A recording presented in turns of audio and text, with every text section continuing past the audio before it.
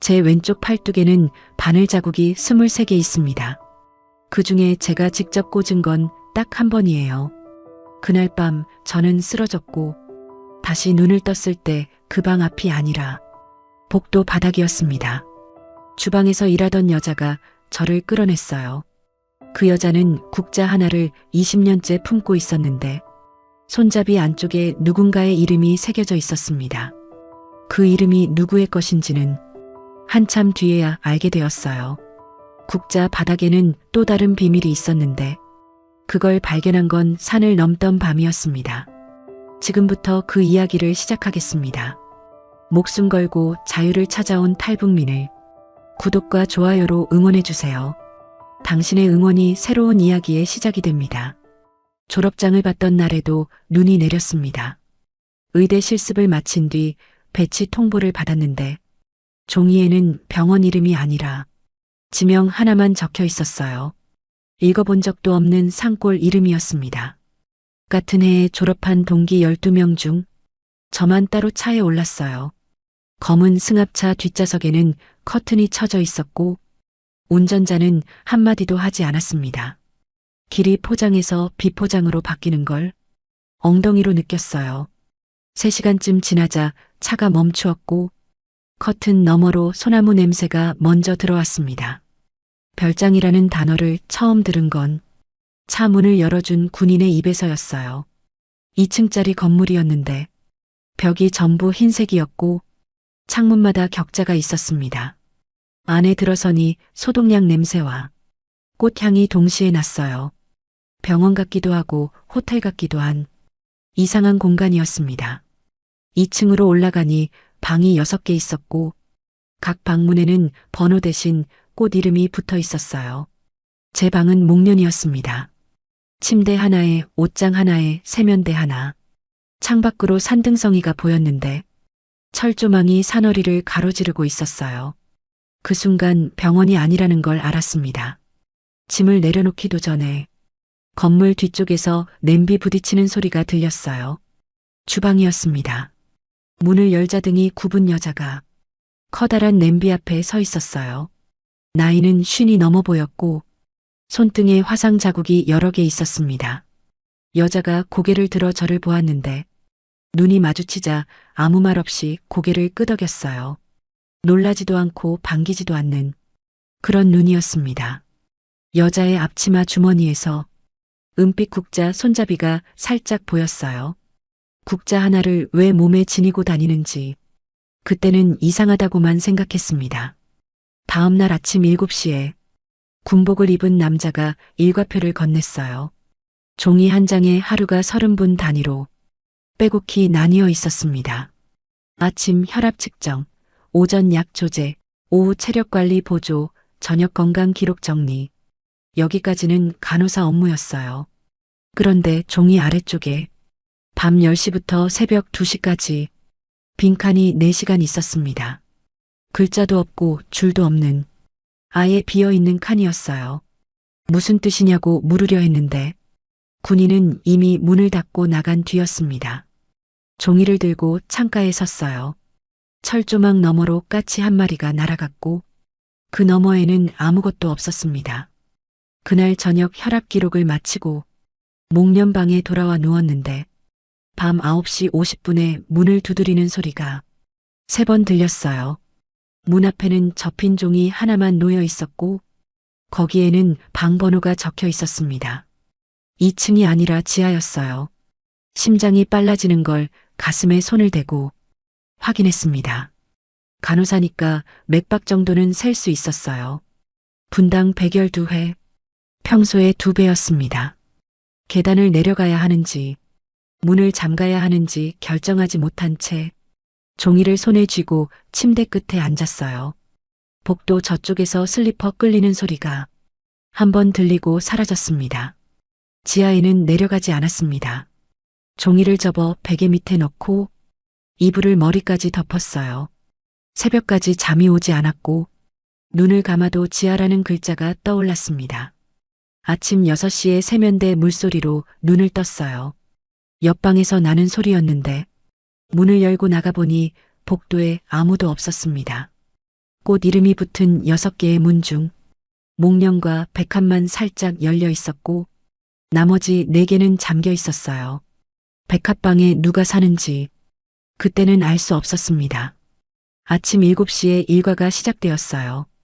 건물 1층 진료실에 들어가니 혈압계와 청진기와 약장이 갖춰져 있었습니다. 장비는 전부 구형이었고 약품 라벨 중에는 러시아어로 된 것도 있었어요. 약장 맨 윗칸에 갈색 앰플이 줄지어 있었는데 라벨이 전부 벗겨져 있었습니다. 라벨 없는 앰플을 병원에서는 본 적이 없었어요. 오전에 혈압을 잴 사람은 2층에서 내려온 군복 차림의 남자 3명이었습니다. 계급은 높아 보였고 나이는 50대에서 60대 사이였어요. 한 명의 팔뚝에서 혈압을 재는데 손목 안쪽에 오래된 수술 흉터가 보였습니다.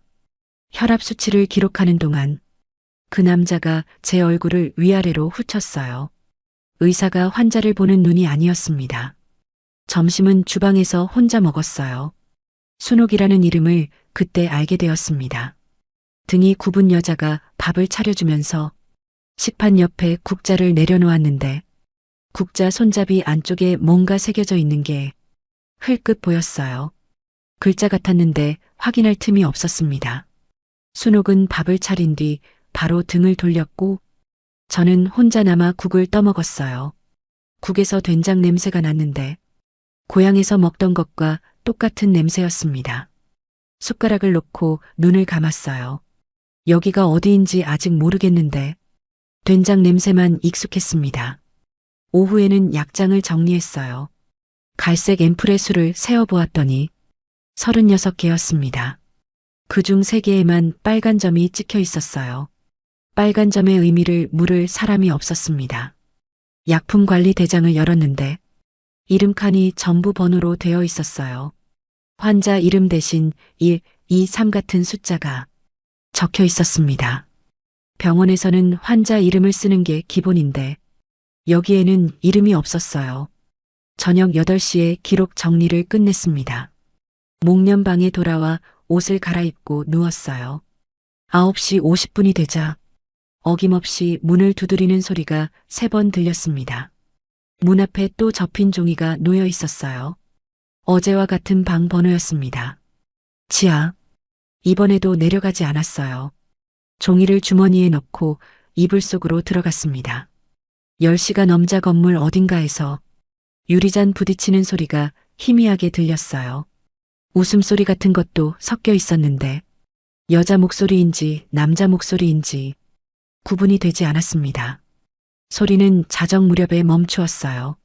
그리고 새벽 2시쯤 복도에서 맨발로 걷는 소리가 들렸습니다. 천천히 한 발씩 끌며 걷는 소리였어요. 목련방 앞을 지나갈 때 숨을 멈추었습니다. 발소리가 백합방 앞에서 멈추었고 문이 열리는 소리가 나더니 그 뒤로 아무 소리도 들리지 않았어요. 천장을 보며 누워 있었습니다. 일과표의 빈칸 4시간이 무엇으로 채워지는 건지 이제 조금 알 것 같았어요. 알고 싶지 않았지만 소리가 알려주고 있었습니다. 사흘째 되는 날 순옥이 제 식판에 감자를 하나 더 올려주었어요. 그 전날까지는 정확히 같은 양이었는데 감자 하나가 많았습니다. 사소한 것이었지만 누군가 저를 신경 쓰고 있다는 뜻이었어요. 식사를 마치고 식판을 가져다 주는데 순옥이 싱크대 앞에서 국자를 닦고 있었습니다. 물에 젖은 국자 손잡이 안쪽에 글자 3개가 선명하게 보였어요. 여자 이름이었습니다. 획이 깊어서 못이나 칼 끝으로 새긴 것 같았어요. 순옥의 이름은 아니었습니다. 다른 누군가의 이름이 국자에 남아있는 거였어요.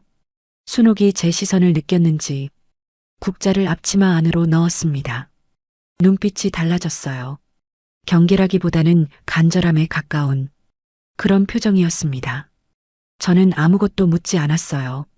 물으면 안 된다는 걸 순옥의 눈이 말하고 있었습니다. 그 오후에 약장을 정리하다가 갈색 앰플 3개가 줄어든 걸 발견했어요. 아침에 36개였는데 33개가 되어 있었습니다. 빨간 점이 찍힌 3개가 사라진 거였어요. 약품관리 대장에는 사용 기록이 남아있지 않았습니다. 누가 가져갔는지 적혀 있지 않았어요. 밤이 되면 건물이 바뀌었습니다.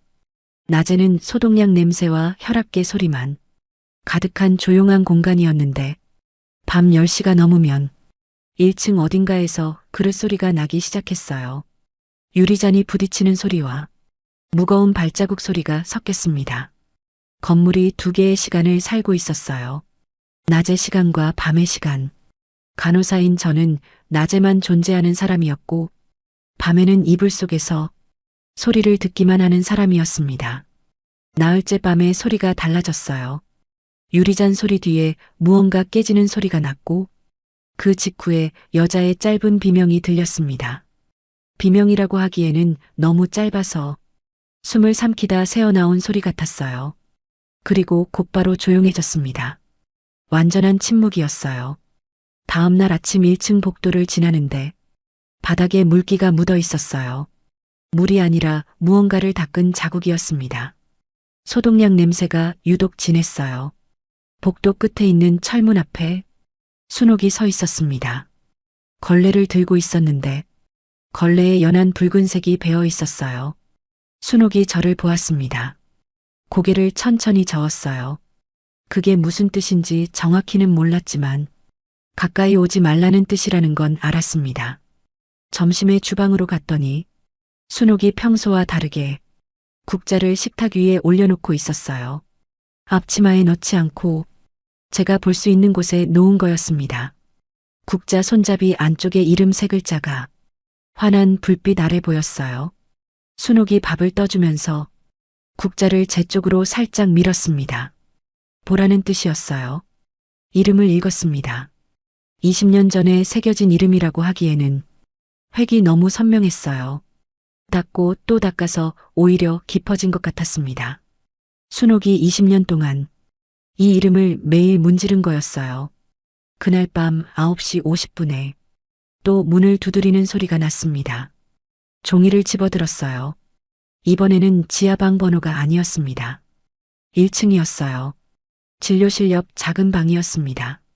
5째 밤이었고 더 이상 피할 수 없다는 걸 알았습니다. 종이를 주머니에 넣고 슬리퍼를 신고 계단을 내려갔어요. 복도 불이 꺼져 있었고 진료실 옆 방문 아래로 불빛이 새어나오고 있었습니다. 문고리에 손을 올렸을 때 심장이 분당 120회를 넘었어요. 손가락 끝이 차가워지는 게 느껴졌습니다. 간호사의 손이 이렇게 떨리면 주사를 놓을 수 없어요. 그런데 그 방에서 제가 해야 할 일이 주사를 놓는 것이라면 떨리는 손이 오히려 다행일 수도 있다는 생각이 그때 처음 들었습니다. 문을 열었습니다. 방 안에는 간이 침대 하나와 작은 탁자 하나가 있었어요. 탁자 위에 갈색 앰플 하나와 일회용 주사기가 놓여 있었습니다. 침대에는 군복 상의를 벗은 남자가 팔을 걷고 앉아 있었어요. 아침에 혈압을 재준 50대 남자였습니다. 제가 들어가자 남자가 턱으로 앰플을 가리켰어요. 아무 말도 하지 않았지만 놓으라는 뜻이라는 건 알 수 있었습니다. 앰플을 들어 라벨을 확인하려 했는데 라벨이 없었어요. 아침에 약장에서 본 갈색 앰플과 같은 것이었습니다. 간호사니까 앰플의 액체 농도와 색깔만 봐도 대략 무엇인지 짐작할 수 있었어요. 엷은 노란빛의 점도가 낮은 액체, 수면 유도제이거나 진정제 계열이었습니다. 학교에서 배운 양리학 교과서의 세 번째 단원이 떠올랐어요. 용량에 따라 수면 시간이 달라지고 과량이면 호흡이 느려지는 약이었습니다. 주사기에 액체를 채우고 남자의 팔뚝에 바늘을 꽂았어요. 손이 떨렸지만 혈관은 정확히 잡았습니다. 약물이 들어가자 남자의 눈꺼풀이 30초 만에 내려가기 시작했어요. 1분이 지나자 완전히 잠들었습니다. 호흡이 깊고 규칙적이었어요. 분당 14회, 정상 범위 아니었습니다. 그 뒤에 무엇을 해야 하는지 아무도 알려주지 않았습니다. 방에 서서 잠든 남자를 내려다보았어요. 2분 뒤에 문이 열렸고 다른 군복 차림의 남자가 들어왔습니다. 그 남자가 잠든 사람의 맥박을 확인하더니 고개를 끄덕이고 나갔어요.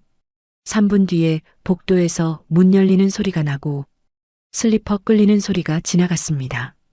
그리고 지하 계단을 내려가는 발소리가 들렸어요. 가벼운 발소리였습니다. 군인의 부츠가 아니라 맨발이거나 얇은 슬리퍼를 신은 누군가의 발소리였어요. 그때 이해했습니다. 제가 놓은 수면제는 잠든 남자를 위한 것이 아니었어요. 잠든 남자의 방에 들어갈 누군가를 위해 남자를 먼저 재운 것도 아니었습니다. 순서가 거꾸로였어요. 먼저 지하에서 무언가가 이루어지고 끝난 뒤에 남자가 올라오면 제가 수면제를 놓는 거였습니다.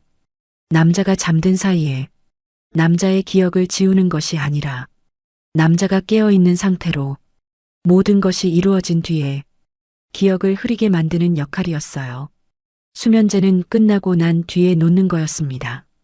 무엇이 끝나고 난 뒤인지는 더 설명하지 않아도 될 것 같아요. 첫 번째 밤이 지나고 목련방에 돌아와서 세면대에 물을 틀었습니다. 얼굴을 씻으려는데 손이 멈추지 않았어요. 떨림이 아니라 경련에 가까웠습니다. 손가락 사이로 물이 빠져나가는데 그 물이 차가운지 따뜻한지도 느낄 수 없었어요. 거울 속에 제 얼굴이 어제와 다르게 보였습니다. 눈밑이 어두워진 것도 아니고 주름이 생긴 것도 아닌데 뭔가 빠져나간 얼굴이었어요. 표정이 아니라 표정 뒤에 있던 무언가가 사라진 느낌이었습니다. 일과표의 빈칸 4시간이 이런 것으로 채워지는 거였어요. 밤 10시부터 새벽 2시까지 저는 주사기를 들고 대기하는 사람이었습니다. 지하에서 올라온 남자의 팔에 수면제를 놓고 방을 정리하고 올라오는 것, 가끔은 이불을 갈아야 했고 가끔은 바닥에 떨어진 것들을 주워야 했습니다. 무엇이 떨어져 있었는지는 말씀드리지 않겠어요. 이틀째 밤에도 같은 종이가 왔습니다. 사흘째에도 왔어요. 나흘째에는 방 번호가 달라졌고 다른 남자의 팔에 바늘을 꽂았습니다. 앰플은 같은 갈색이었고 라벨은 역시 없었어요. 이 남자의 혈관은 깊어서 바늘을 조금 더 깊이 넣어야 했습니다. 혈관을 찾느라 2번 찔렀는데 남자가 움찔하면서 제 손목을 잡았어요. 힘이 셌습니다. 손목에 멍이 들었는데 그 멍은 사흘이 지나도 사라지지 않았어요. 닷새째 밤이 끝나고 새벽에 올라오는데 복도에서 순옥과 마주쳤습니다. 순옥은 양동이를 들고 있었어요. 양동이 안에 뜨거운 물이 담겨 있었고 수건이 2장 걸려 있었습니다. 수건에서 김이 올라왔어요. 순옥이 지하 계단을 내려가고 있었습니다. 저는 올라가고 순옥은 내려가고 있었어요. 스쳐 지나가는 순간 순옥의 눈이 저를 보았습니다. 아무 말이 없었지만 그 눈빛 안에 20년의 시간이 들어있는 것 같았어요. 순옥도 처음에는 저와 같은 자리에 서 있었을 거예요. 20년 전에도 이 복도가 있었고 이 계단이 있었고 이 양동이가 있었을 거예요. 뜨거운 물과 수건과 김과 그 아래로 내려가야 하는 발걸음이요. 방에 돌아와 침대에 앉았습니다. 주머니에서 구겨진 종이를 꺼냈어요. 방 번호를 보다가 종이를 접어 베개 밑에 넣었습니다. 창밖이 조금씩 밝아지고 있었어요. 새가 울기 시작했는데 새소리가 이렇게 무서운 건 처음이었습니다. 아침이 오는 게 반갑지 않았어요. 아침이 오면 낮이 오고 낮이 지나면 또 밤이 올 테니까요. 손목에 멍이 욱신거렸습니다. 간호사니까 이 멍이 며칠이면 사라지는지 알고 있었어요. 하지만 사라지지 않는 것도 있었습니다. 열흘이 지나자 몸이 리듬을 기억하기 시작했습니다. 아침 7시 혈압 측정, 오전 약 조제, 오후 기록 정리, 밤 10시 종이. 싫어도 몸이 먼저 움직였어요. 혈압계를 잡는 손이 덜 떨렸고 앰플을 따는 손가락도 익숙해졌습니다. 익숙해지는 게 무서웠어요. 무서운 일에 익숙해지면 그게 무섭다는 사실조차 잊어버릴 것 같았거든요. 약품 관리 대장을 매일 확인하는 건 제 업무 중 하나였습니다. 열흘 동안 갈색 앰플 사용량을 세어보니 하루 평균 2개에서 3개가 쓰였어요. 그런데 들어오는 양은 일주일에 한 번 20개씩이었습니다. 사용량보다 입고량이 많았어요. 일주일에 쓰이는 양이 14개에서 21개 사이인데 20개가 들어오면 대략 맞아야 하지만 재고가 매주 3개에서 4개씩 줄어들고 있었습니다. 차이가 생기는 건 누군가 따로 빼가고 있다는 뜻이었어요. 빨간 점이 찍힌 앰플은 매번 따로 사라졌습니다. 체중도 관리 항목이었어요. 누구의 체중인지는 적혀 있지 않고 번호만 있었습니다. 1번부터 5번까지 5개의 번호가 매주 체중 기록을 남기고 있었어요. 1번은 45kg, 2번은 42kg, 3번은 47kg, 4번은 44kg, 5번은 42kg. 전부 마른 체중이었어요. 40kg대라는 건 성인 여자 기준으로 심하게 마른 거예요. 군인들의 체중이 아니었습니다. 여자들의 체중이었어요. 저는 여기서 혈압을 재는 대상이 군인 3명이라고 생각했는데 체중 기록에는 여자 번호 5개가 따로 관리되고 있었습니다. 꽃 이름이 붙은 방이 6개였고 저와 백합방을 빼면 4개가 남았어요. 잠긴 문 뒤에 사람이 있는 건지 아니면 번호만 남아있는 건지 대장만으로는 알 수 없었습니다. 4번의 기록이 이상했어요. 2달 전까지 44kg이었는데 한 달 전에 47로 올랐고 그 뒤로 기록이 끊겨 있었습니다. 체중이 3달 만에 3kg 오른 건 정상적인 식사로는 어려운 증가폭이에요. 특히 이 별장처럼 식단이 통제된 곳에서는요. 체중이 갑자기 오르는 가장 흔한 이유는 부종이거나 임신이었습니다. 간호사니까 그 숫자가 의미하는 것을 바로 알 수 있었어요. 하지만 알고 싶지 않았습니다. 체중 기록이 끊긴 것도 문제였어요. 기록이 끊겼다는 건 측정을 안 한 게 아니라 측정할 사람이 없어졌다는 뜻이었습니다. 4번에게 무슨 일이 있었는지 대장은 말해주지 않았어요. 기록을 넘기다가 마지막 페이지에서 처리라는 단어를 발견했습니다. 4번 옆에 빨간 글씨로 처리 완료라고 적혀 있었어요. 의료 용어가 아니었습니다. 퇴원도 아니고 전원도 아니고 사망도 아니었어요. 처리라는 단어를 병원에서 쓰는 사람은 없습니다. 물건에 쓰는 단어예요. 사람이 아니라 물건을 처분할 때 쓰는 단어입니다. 4번은 사람이 아니라 물건으로 처리된 거였어요. 대장을 덮고 약장 앞에 섰습니다. 갈색 앰플의 수를 다시 세었어요. 31개. 어제보다 2개가 줄어 있었습니다. 밤에 제가 사용한 건 1개였으니 나머지 1개는 다른 곳에 쓰인 거였어요. 누가 가져갔는지 알 수 없었고 어디에 사용했는지도 알 수 없었습니다.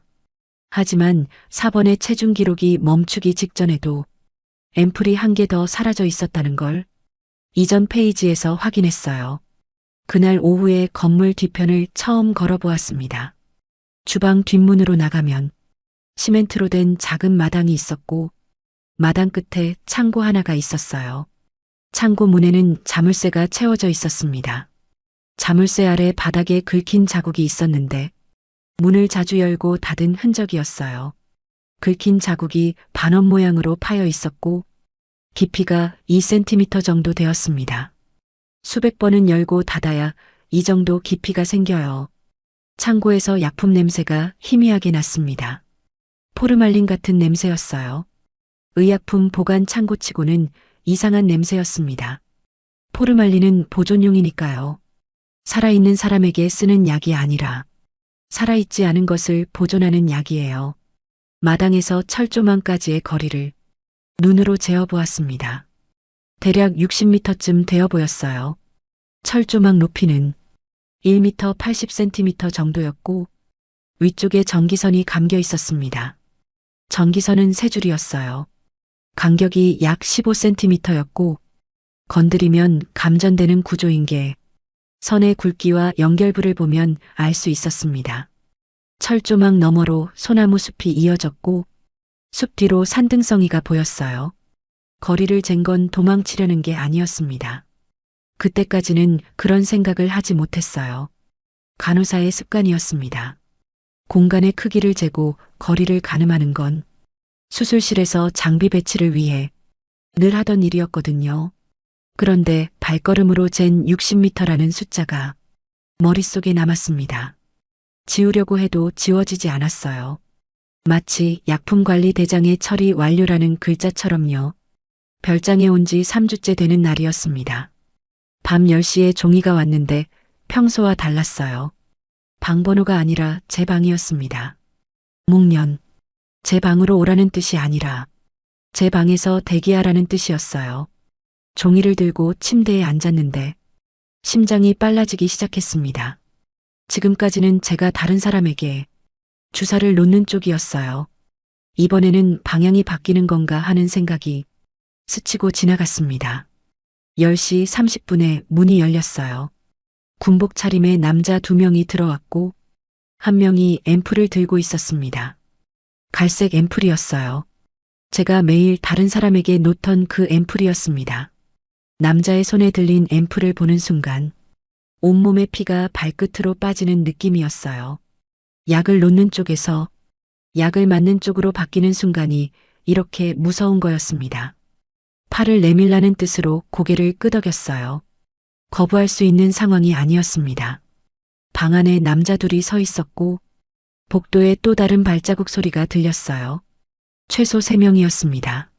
제가 거부하면 어떻게 되는지는 4번의 처리 완료가 알려주고 있었어요. 왼쪽 팔뚝 안쪽에 바늘이 들어갔습니다. 남자의 주사 실력은 형편없었어요. 혈관을 한 번에 못 잡고 2번 찔렀습니다. 바늘이 빗나가면서 피부 아래 미세한 출혈이 생기는 게 느껴졌어요. 간호사니까 바늘이 혈관을 제대로 잡았는지 아닌지를 몸으로 알 수 있었습니다. 2번째 시도에서 혈관에 들어갔고 약물이 들어오는 순간 혈관을 따라 차가운 것이 퍼지는 게 느껴졌어요. 팔에서 어깨로, 어깨에서 가슴으로, 가슴에서 머리로 차가운 물이 혈관 안을 흐르는 것처럼 서늘한 감각이 퍼져나갔습니다. 15초 만에 시야가 흐려지기 시작했어요. 방 안에 형광등이 2개로 보였고 남자들의 얼굴이 뭉개졌습니다. 30초 뒤에 무릎에 힘이 빠졌어요.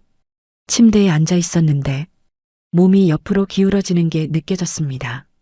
기울어지면 안 된다는 걸 알았지만 근육이 말을 듣지 않았어요. 양리학에서 배운 대로였습니다. 진정제 계열이 중추신경에 도달하면 자발적 근육 제어가 먼저 사라져요. 의식은 아직 조금 남아있는데 몸이 먼저 꺼지는 거였습니다. 그 다음은 기억이 없습니다. 눈을 떴을 때 창밖이 밝았어요. 아침이었습니다. 목련방 침대 위에 누워 있었고 이불이 덮여 있었어요. 옷은 잠옷으로 갈아입혀져 있었습니다. 제가 갈아입은 게 아니었어요. 기억이 없으니까요. 잠옷의 단추가 하나 어긋나 있었습니다. 3번째 단추가 4번째 구멍에 끼워져 있었어요. 누군가 급하게 입힌 거였습니다. 왼쪽 팔뚝에 바늘 자국이 하나 늘어 있었습니다. 그게 첫 번째 자국이었어요. 제가 꽂은 게 아닌 자국. 팔뚝 안쪽을 손가락으로 만졌는데 피부 아래 약간 부어 있었습니다. 혈관 주변에 미세한 멍이 들어 있었어요. 2번 찔린 흔적이었습니다. 세면대에 가서 물을 틀었습니다. 얼굴을 씻으려는데 목 뒤에 뻐근한 통증이 있었어요. 거울로 확인해 보니 목 뒤에 붉은 자국은 없었지만 어깨 윗부분 근육이 뭉쳐 있었습니다. 승모근이 단단하게 경직되어 있었어요. 장시간 같은 자세로 눌린 근육의 경직 패턴이었습니다. 밤새 같은 자세로 누워 있었던 건지 아니면 다른 이유인지 알 수 없었어요. 알 수 없다는 게 가장 무서운 부분이었습니다.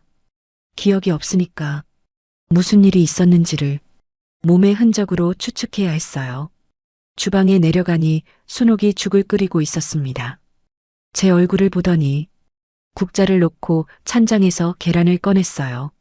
평소에 주지 않던 계란을 그날은 하나 더 올려주었습니다. 순옥이 제 팔뚝을 보았어요. 소매가 거쳐 있었거든요. 바늘 자국을 본 순옥의 눈에 물기가 고이는 걸 보았습니다. 순옥은 아무 말도 하지 않았어요. 계란을 더 올려주는 것이 순옥이 할 수 있는 전부였습니다. 그 주에 바늘 자국이 3개 더 늘었어요.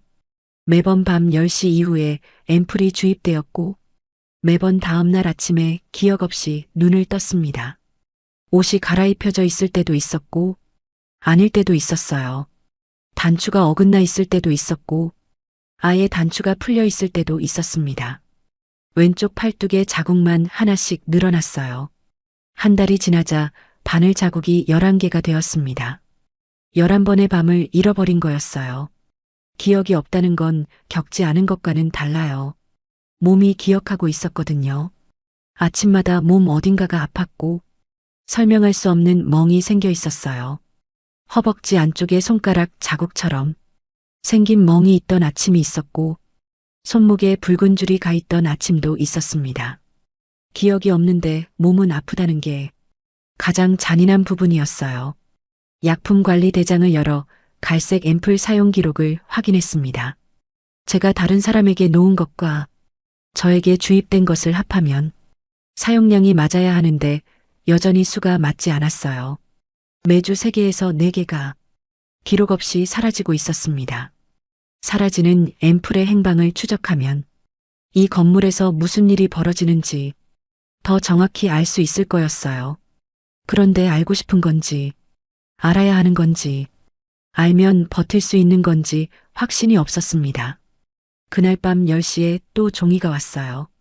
앰플을 들고 온 남자의 손을 보면서 이번에는 팔을 내밀기 전에 3초 정도 멈추었습니다. 3초, 눈을 감고 숨을 한 번 쉬었어요. 그게 제가 할 수 있는 유일한 저항이었습니다. 3초 뒤에 팔을 내밀었고 바늘이 들어왔고 또 기억이 사라졌습니다.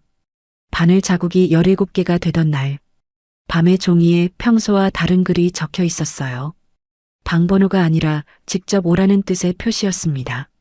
지하가 아니라 2층 맨 끝에 있는 방이었어요.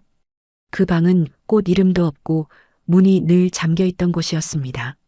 복도를 지나갈 때마다 보였지만 한 번도 열린 적이 없었어요. 2층 복도를 걸어가는데 발이 무거웠습니다. 17번의 밤을 잃어버린 뒤 몸이 전과 달라져 있었어요.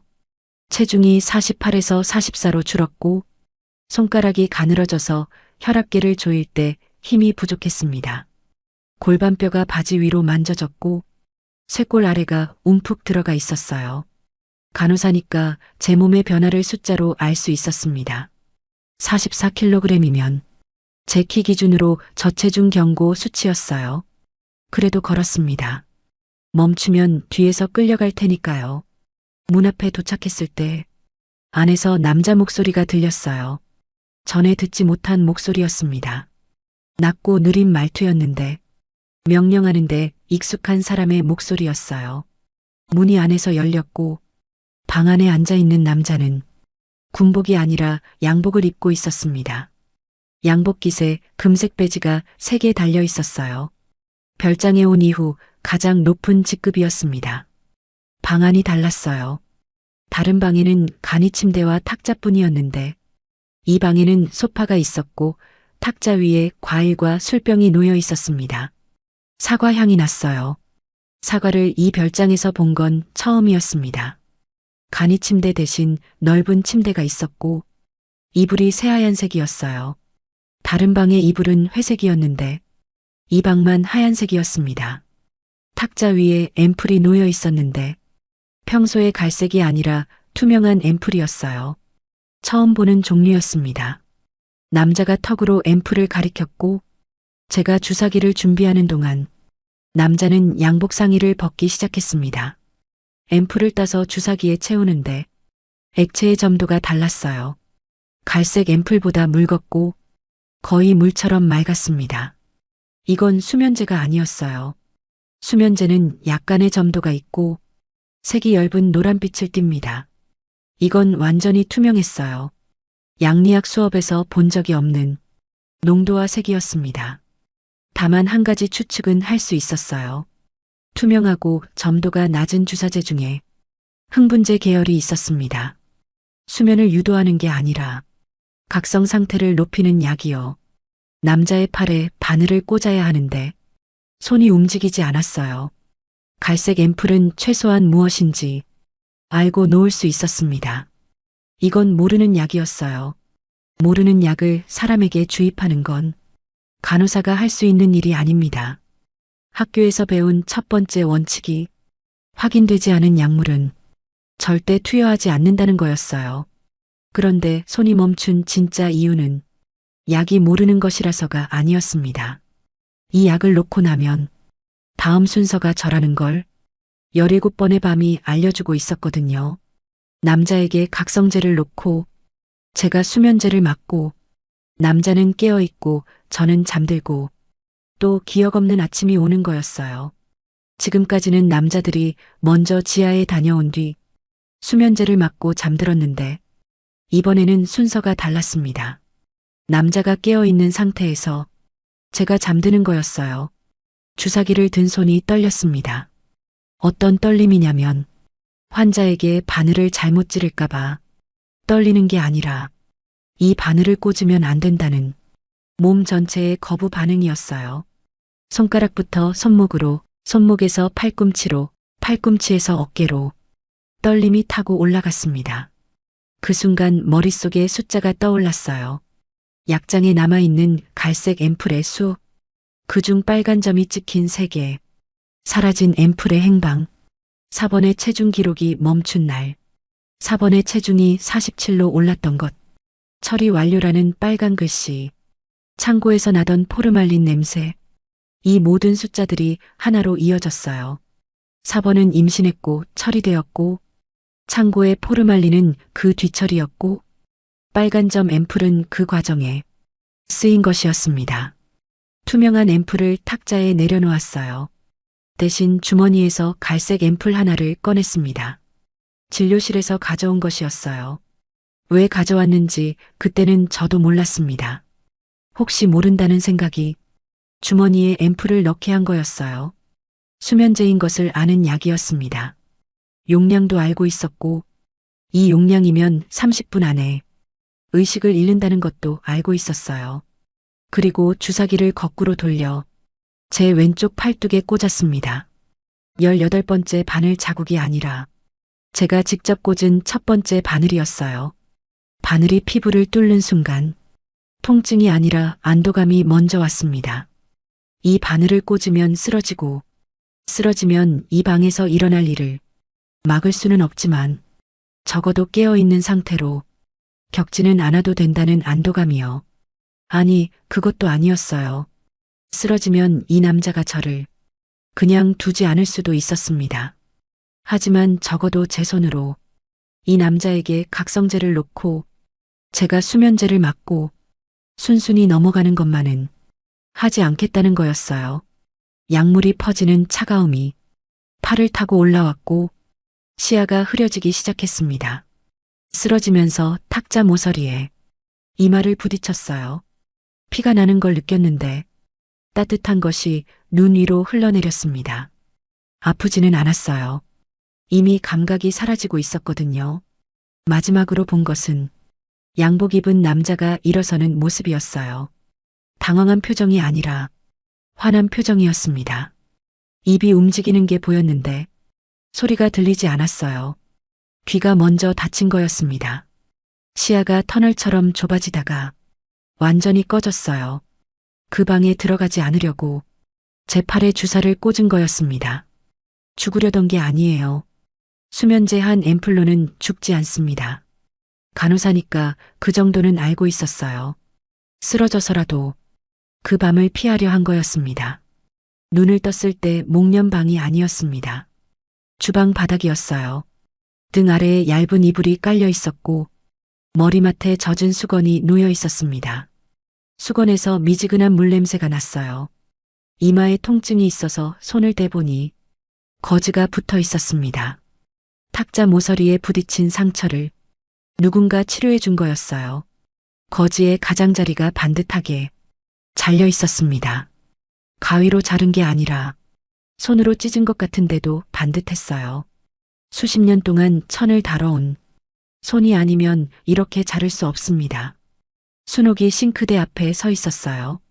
제가 눈을 뜨는 걸 보고 고개를 돌렸는데 얼굴 왼쪽이 부어 있었습니다. 광대뼈 아래에 시퍼런 멍이 들어 있었어요. 크기가 주먹만 했습니다. 멍의 색깔로 시간을 추정할 수 있었어요. 시퍼런 것은 맞은 지 6시간에서 12시간 사이라는 뜻이었습니다. 어젯밤에 맞은 거였어요. 저를 방에서 끌어낸 게 순옥이었다는 걸 그 멍을 보고 알았습니다. 양복 입은 남자가 화가 났을 테고 순옥이 그 사이에 들어간 거였어요.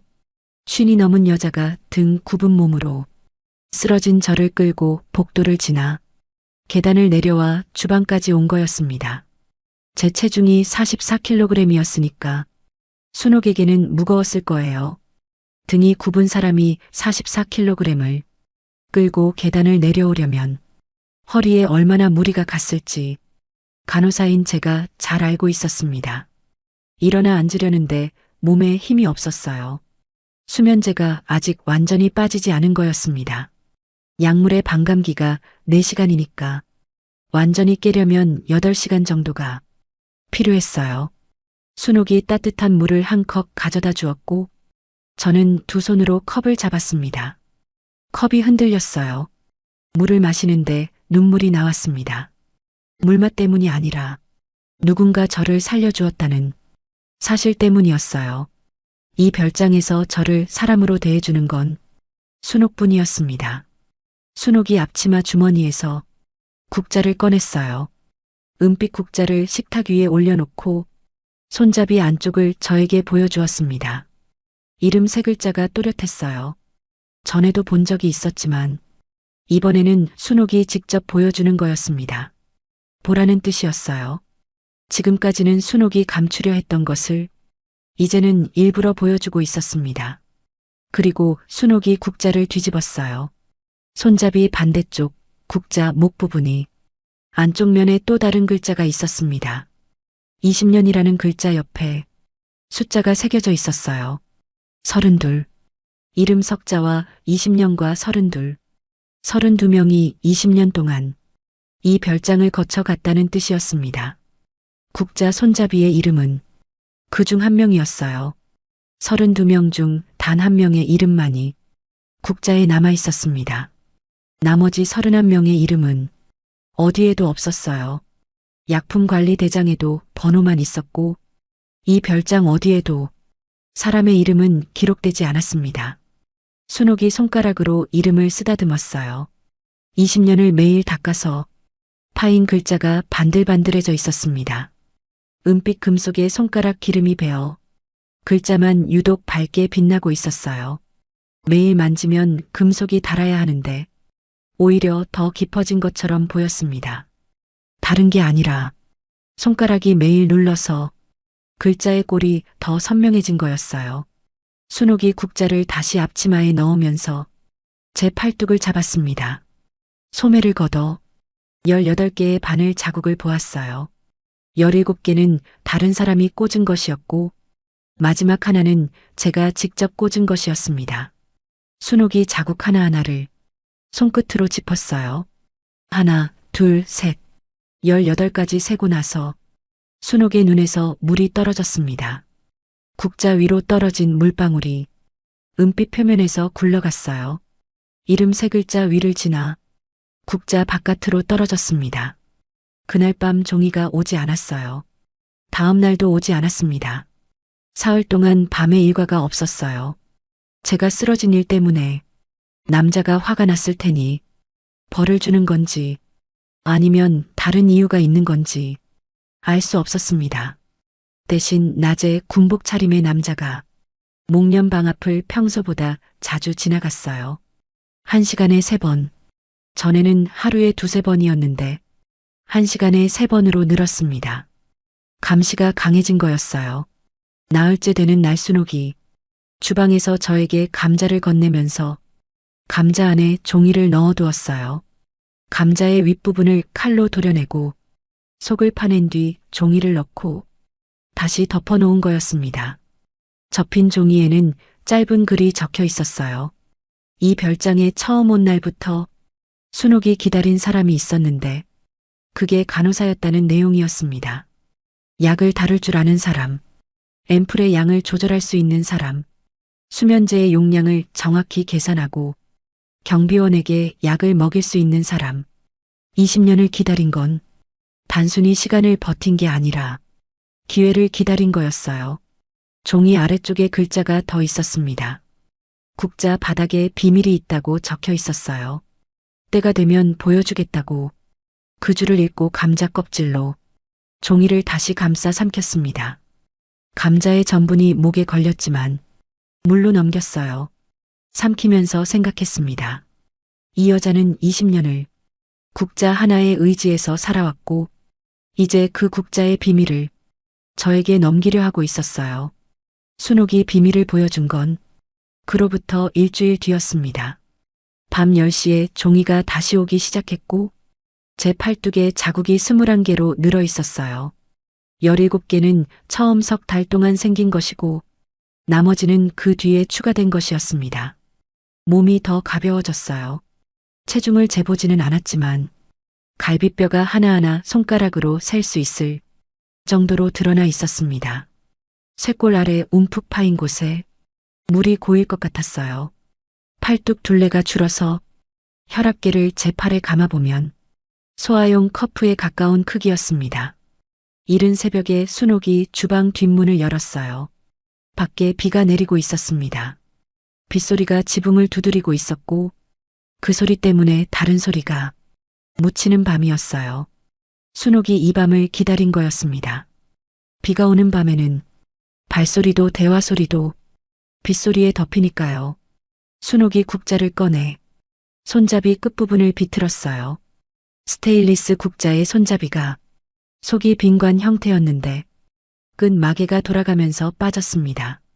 바깥에서 보면 그냥 국자 손잡이 끝부분일 뿐이었어요. 마개와 본체 사이에 이음새가 없어서 비틀지 않으면 열린다는 걸 알 수가 없었습니다. 20년 동안 경비원들이 이 국자를 수백 번 보았을 텐데 아무도 눈치채지 못한 거였어요. 관 안에서 작은 것들이 쏟아졌습니다. 금이었어요. 아주 작은 금 조각 6개가 순옥의 손바닥 위에 놓였습니다. 한 개가 약 2g 정도로 보였어요. 6개면 총 12g.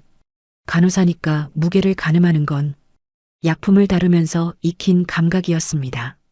금의 표면이 매끈하지 않았어요. 이빨 자국처럼 울퉁불퉁한 것도 있었고 평평하게 두드린 것도 있었습니다. 형태가 제각각이었어요.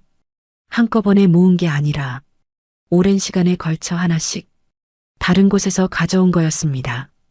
20년 동안 순옥이 별장을 거쳐간 간부들의 물건에서 조금씩 빼돌린 것이었어요. 금은 장신구에 섞여 들어왔고 가끔은 치아에 씌운 금이 세면대에 떨어져 있기도 했다고 순옥은 기회가 올 때마다 국자 안에 숨겼습니다. 한 번에 한 조각씩. 1년에 한두 개밖에 모을 수 없었지만 20년이면 6개였어요. 20년 동안 모은 금이 국자 하나 안에 들어 있었습니다. 이게 탈출 자금이라는 걸 설명하지 않아도 알 수 있었어요. 국경을 넘으려면 중개인에게 돈을 줘야 한다는 건 이 나라 사람이라면 누구나 아는 사실이었습니다. 금 12g이면 충분한지는 몰랐지만 순옥은 충분하다고 종이에 적었어요. 중개인의 시세를 어떻게 아는 건지 물을 수 없었지만 20년 동안 이곳을 드나든 사람들의 이야기를 주워 들은 게 아닐까 싶었습니다. 순옥이 금 조각을 다시 국자 안에 넣고 마개를 돌려 잠갔습니다. 그리고 국자를 제 손에 쥐어주었어요. 처음으로 국자가 제 손에 온 거였습니다. 무게가 있었어요. 스테인리스 국자 자체는 200g 정도인데 금이 들어가서 조금 더 무거웠습니다. 하지만 제가 느낀 무게는 212g이 아니었어요. 금과 이름과 20년의 무게였습니다. 32명의 무게였어요. 순옥이 종이를 한 장 더 보여주었습니다. 별장의 구조가 그려져 있었어요. 20년 동안 순옥이 기억으로 그린 건물 도면이었습니다. 종이가 누렇게 변색되어 있었어요. 오래전에 그리기 시작해서 조금씩 추가하고 수정한 것 같았습니다. 연필 자국이 여러 겹으로 겹쳐 있었고 지우개로 지운 흔적도 있었어요. 주방 뒷문에서 마당까지 8m, 마당에서 창고까지 20m, 창고 뒤에서 철조망까지 32m, 합하면 60m. 제가 발걸음으로 잰 거리와 같았습니다. 순옥의 기억이 정확했어요. 철조망은 1m 80cm, 전기선이 3줄 연결되어 있었지만 매주 수요일 새벽에 발전기 점검을 위해 2시간 동안 전기가 끊겼어요. 새벽 2시에서 4시 사이. 순옥이 20년 동안 매주 수요일마다 확인한 정보였습니다. 비가 오나 눈이 오나 수요일 새벽이면 주방 뒷문 창으로 철조망을 보았대요. 전기가 끊기면 철조망에 달린 작은 표시등이 꺼지는데 그 불빛이 꺼지는 시간을 20년 동안 기록한 거였습니다. 철조망을 넘으면 소나무 숲이고 숲을 지나면 산등성이를 따라 북쪽으로 올라가야 했어요. 두만강까지는 직선으로 300km지만 산길을 돌아가면 500km가 넘었습니다. 걸어서는 불가능한 거리였어요. 중간에 마을이 있었고 거기서 중개인을 만나 트럭을 타야 했습니다. 문제는 경비였어요. 별장 주변에 경비 인원이 4명이었고 교대 시간은 자정과 새벽 4시였습니다. 교대 후 30분은 새 경비가 순찰 경로를 확인하는 시간이라 빈틈이 생겼어요. 수요일 자정 교대와 전기 차단 시간이 겹치는 새벽 2시에서 4시 사이. 그 2시간이 유일한 창이었습니다. 순옥이 도면 위에 경로를 그었어요.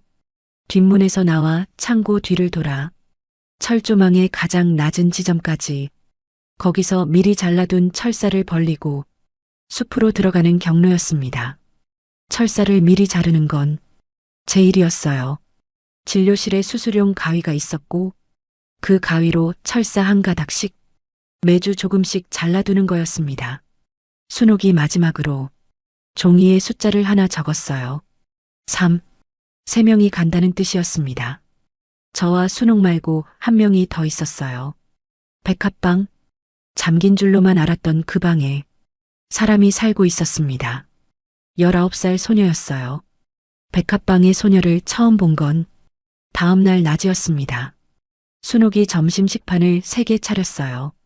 주방 안쪽 찬장 뒤에 작은 공간이 있었는데 찬장을 옆으로 밀면 사람 둘이 앉을 수 있는 빈 공간이 나타났습니다. 거기에 소녀가 앉아 있었어요. 얼굴이 창백했습니다. 입술에 색이 없었고 입술 가장자리가 갈라져 있었어요. 비타민 결핍의 전형적인 증상이었습니다. 손목이 제 손목보다 가늘었어요. 왼쪽 팔뚝에 바늘 자국이 있었는데 세어보니 26개였습니다. 저보다 많았어요. 26번의 밤을 이 소녀도 잃어버린 거였습니다. 소녀의 나이는 19이었어요.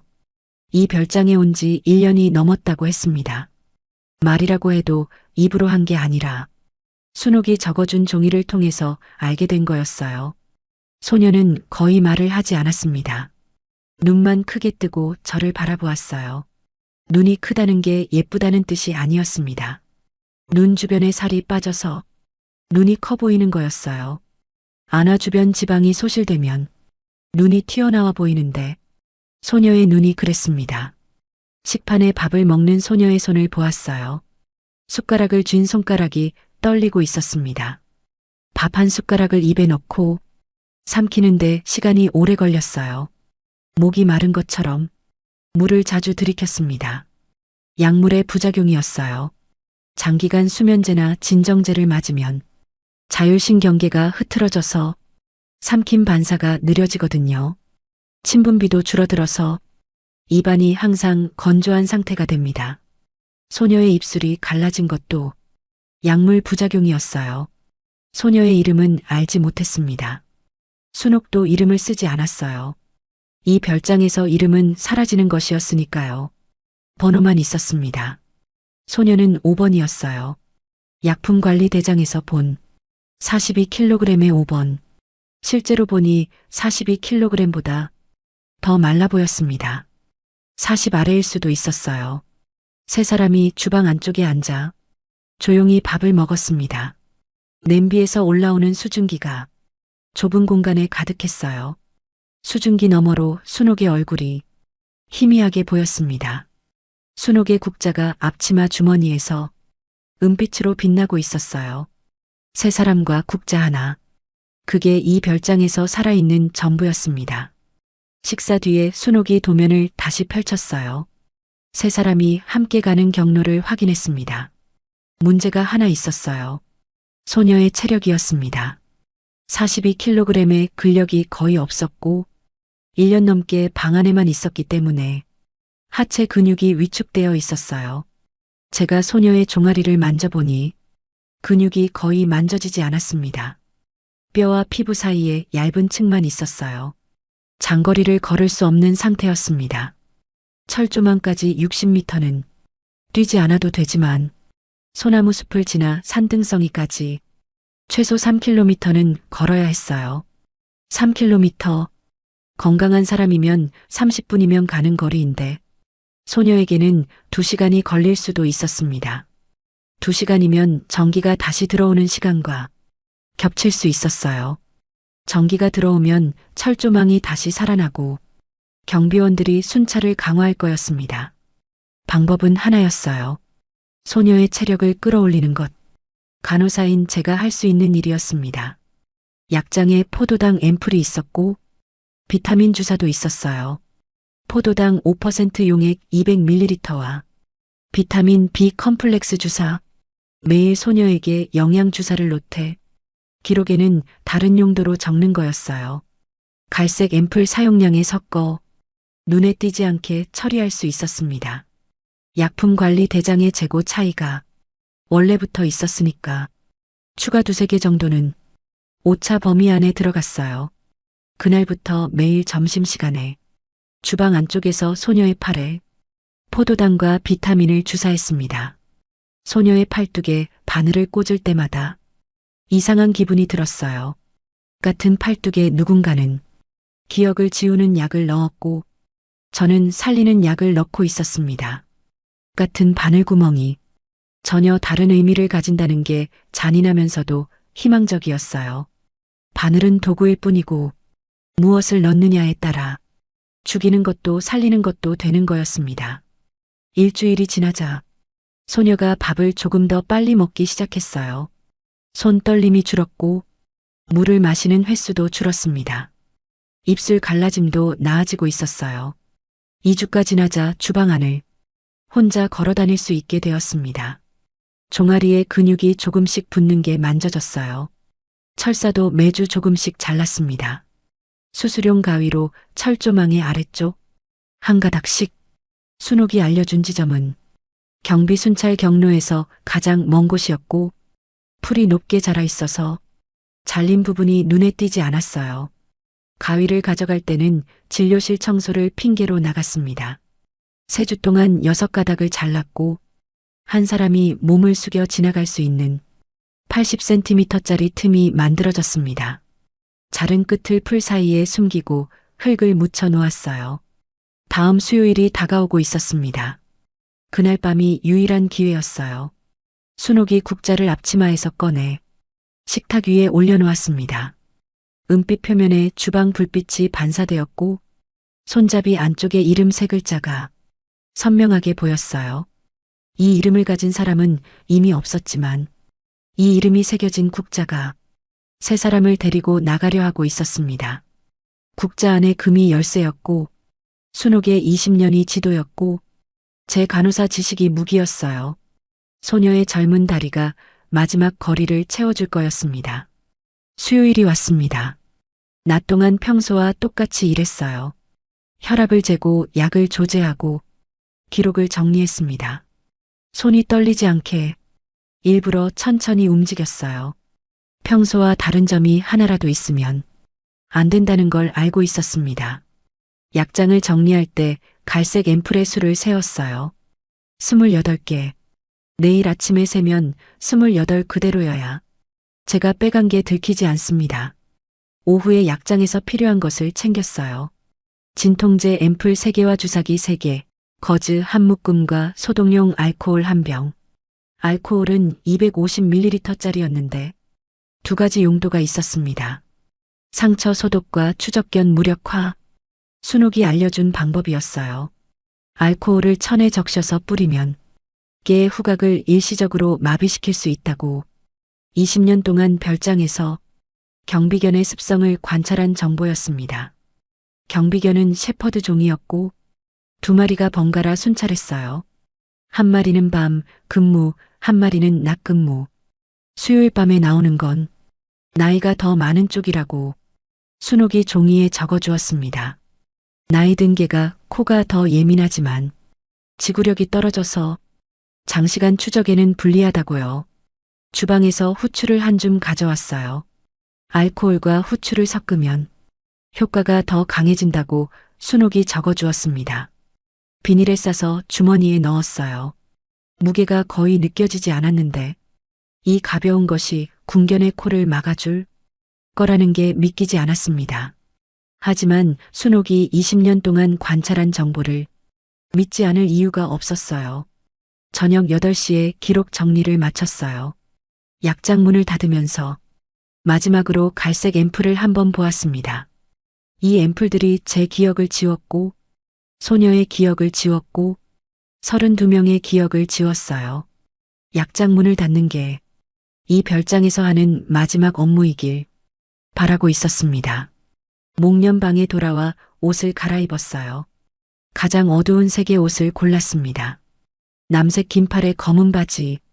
겨울이라 외투가 필요했는데 두꺼운 외투는 달리기에 불편하니까 얇은 겉옷 2겹을 입었습니다. 안쪽 겉옷 주머니에 진통제와 주사기를 넣고 바깥 겉옷 주머니에 알코올과 후추 비닐을 나눠 넣었어요. 오른쪽 주머니가 알코올병 때문에 약간 불룩했는데 겉옷을 여미면 보이지 않았습니다. 9시 50분에 종이가 왔어요. 오늘도 방 번호가 적혀 있었습니다. 지하. 종이를 받고 이불 속에 넣었어요. 내려가지 않을 거였습니다. 오늘은 내려가지 않는 게 반항이 아니라 작별이었어요. 이 종이를 받는 것도 마지막이고 이 침대에 눕는 것도 마지막이고 이 천장을 보는 것도 마지막이길 바랐습니다. 10시가 넘자 1층에서 소리가 나기 시작했어요. 유리잔 소리와 웃음소리. 평소와 같은 밤이었습니다. 지하에서 무슨 일이 벌어지고 있는지 이제는 알고 있었어요. 하지만 이 소리를 듣는 마지막 밤이길 바라고 있었습니다. 자정이 되자 경비 교대 소리가 들렸어요. 부츠가 자갈을 밟는 소리가 건물 주변을 돌아 멀어졌습니다. 순옥이 알려준 대로 교대 후 30분은 빈틈이 생기는 시간이었어요. 새 경비가 건물 정면을 먼저 확인하고 뒤편은 나중에 도는 패턴이었습니다. 뒷문에서 나가기에 가장 좋은 타이밍은 교대 후 10분에서 20분 사이였어요. 새벽 1시에 목련방 문을 열었습니다. 복도에 아무도 없었어요. 슬리퍼를 벗고 맨발로 걸었습니다. 발바닥에 차가운 바닥이 닿았고 심장이 빨라졌지만 이번에는 맥박을 세지 않았어요. 세면 더 무서워질 것 같았거든요. 백합방 앞에서 문을 3번 두드렸습니다. 소녀가 이미 옷을 입고 서 있었어요. 얼굴에 색이 조금 돌아 있었습니다. 3주 동안의 영양주사가 효과를 보이고 있었어요. 소녀의 눈이 여전히 컸지만 이번에는 두려움이 아니라 결의가 담겨 있었습니다. 소녀의 손을 잡았어요.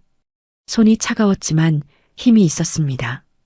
포도당과 비타민이 만든 힘이었어요. 계단을 내려갈 때 1층 어딘가에서 여전히 소리가 나고 있었습니다. 유리잔 소리와 낮은 웃음소리. 그 소리가 우리를 숨겨주었어요.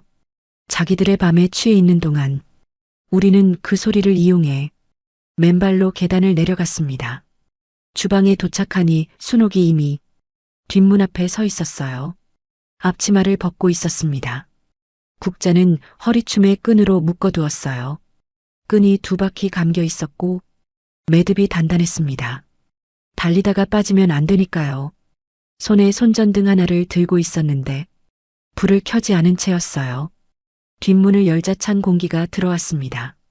숨을 들이쉬는 순간 소나무 냄새가 폐를 채웠어요.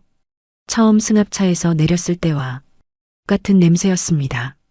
그때는 감옥의 냄새인 줄 몰랐고 지금은 자유를 향해 나가는 무늬 냄새였어요. 세 사람이 마당으로 나왔습니다. 달이 구름에 가려져 있어서 어두웠어요. 발밑에 자갈이 깔려 있었는데 소리가 나지 않게 풀 위로 걸었습니다. 풀이 서리에 젖어 있어서 발바닥이 차가웠어요. 맨발이었거든요. 신발은 소리가 나니까 벗고 나온 거였습니다. 창고 뒤를 돌아 철조망이 보이는 지점까지 8m, 20m, 32m 순옥의 도면과 정확히 같았어요. 걸음수로 거리를 세면서 갔습니다. 84걸음에 철조망 앞에 도착했어요. 전기가 꺼져 있는 걸 확인했습니다. 표시등이 꺼져 있었어요.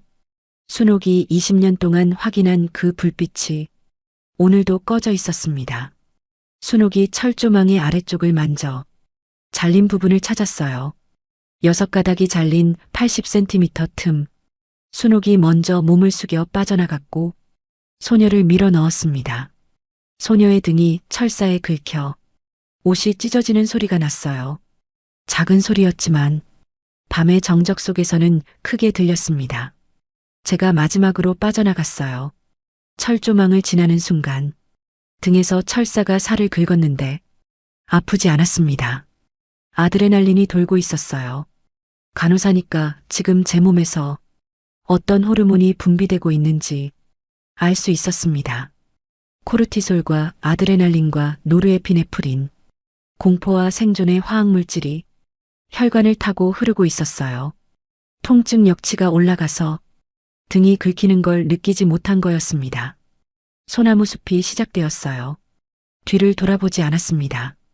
순옥이 앞에서 걸었고 제가 소녀의 손을 잡고 가운데서 걸었어요.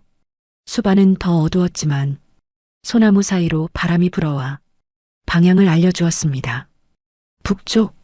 바람이 불어오는 쪽이 북쪽이었고 우리는 그 바람을 향해 걸었어요. 발바닥 아래로 솔잎이 깔려 있었고 차갑고 날카로웠지만 한 걸음 한 걸음이 별장에서 멀어지는 거리였습니다. 숲을 걷기 시작한 지 40분쯤 지났을 때 뒤에서 소리가 들렸습니다. 호루라기 소리였어요. 한 번이 아니라 연속 3번, 짧게 3번 불면 이탈자가 발생했다는 신호인걸. 순옥이 걸음을 멈추고 알려주었습니다. 20년 동안 이 소리를 별장 안에서 2번 들었다고, 2번 다 도망친 사람은 잡혀서 돌아왔다고, 돌아온 뒤에 어떻게 되었는지는 순옥이 적지 않았어요. 적을 필요가 없었습니다. 약품관리 대장의 처리 완료가 그 답이었으니까요. 걸음을 빨리 했어요. 소녀의 손을 더 세게 잡았습니다. 소녀의 호흡이 가빠지기 시작했어요. 3km를 걸어야 하는데 아직 1km도 채 오지 않았습니다.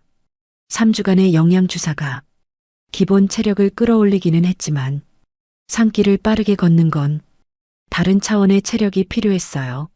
소녀의 발이 느려지는 게 느껴졌습니다. 뒤에서 개 짖는 소리가 들렸어요. 궁견이었습니다. 소리의 거리로 판단하면 500m쯤 뒤에 있었어요.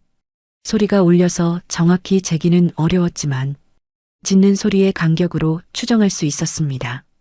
개가 달리면서 짖으면 간격이 짧아지고 서서 짖으면 간격이 길어져요. 간격이 점점 짧아지고 있었습니다. 달려오고 있었어요. 순옥이 손전등을 처음으로 켰습니다. 앞에 내리막길이 있었기 때문이에요. 경사가 꽤 급했고 낙엽이 쌓여 미끄러웠습니다. 손전등 불빛이 낙엽 위를 비추는데 낙엽 아래 돌이 보였어요. 잘못 밟으면 발목이 꺾이는 지형이었습니다. 순옥이 먼저 내려가다가 왼발이 미끄러졌어요. 낙엽 아래 젖은 돌을 밟은 거였습니다. 몸이 옆으로 넘어지면서 무릎이 바위에 부딪혔어요. 둔탁한 소리가 났습니다. 뼈가 돌에 부딪히는 소리였어요. 간호사니까 그 소리가 무엇을 의미하는지 알았습니다.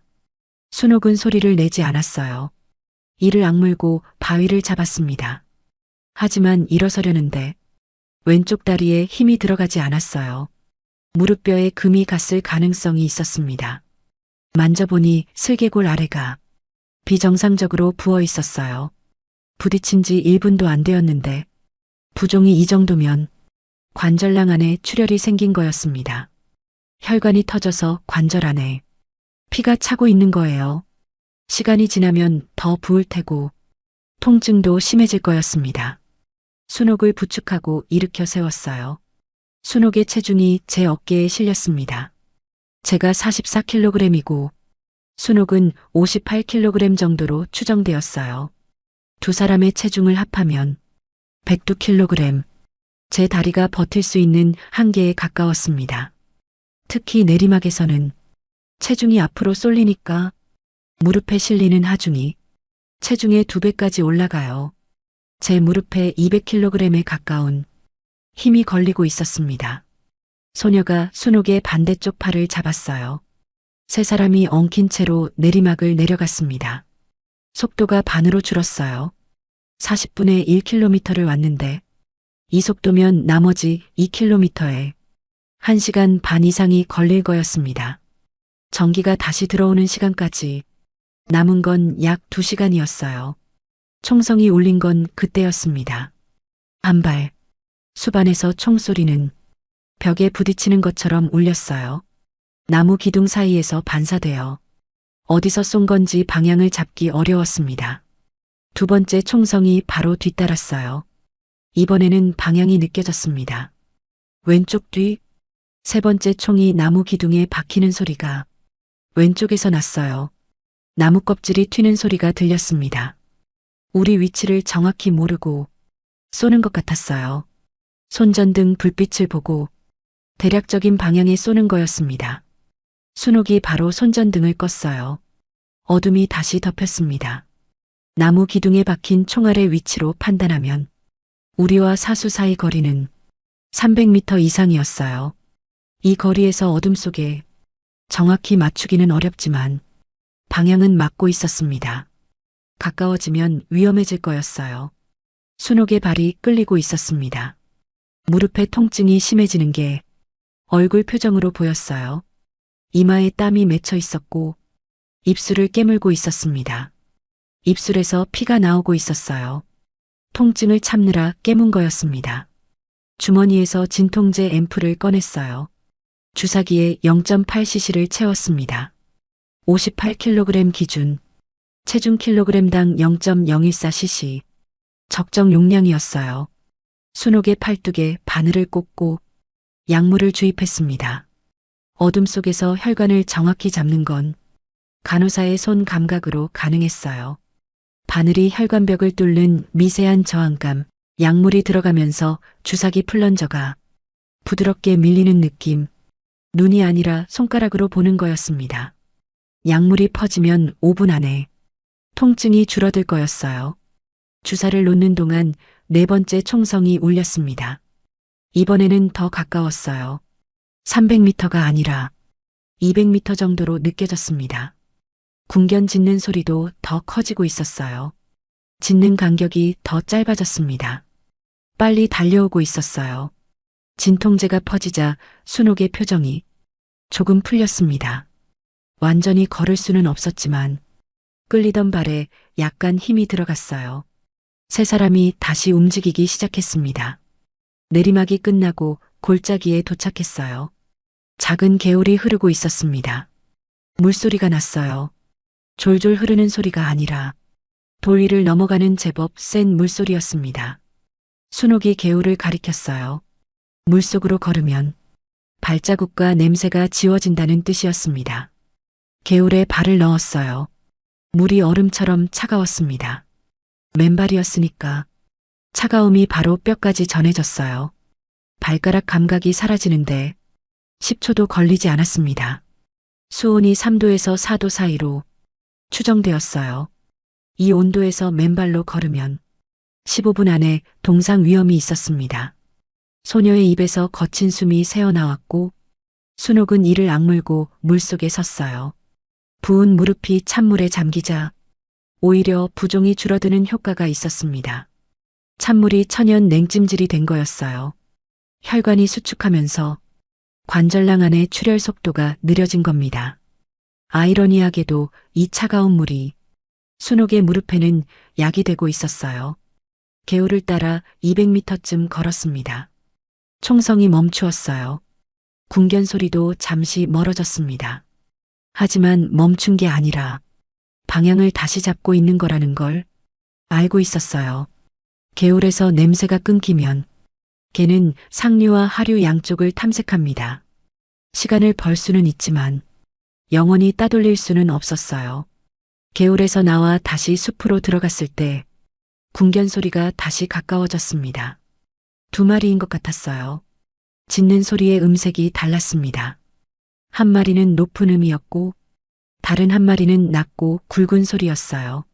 순옥이 밤 근무견은 한 마리라고 했는데 두 마리가 나온 건 긴급 상황이라 낮 근무견까지 투입한 거였습니다. 상황이 더 심각해진 거였어요. 순옥의 걸음이 다시 느려지고 있었습니다.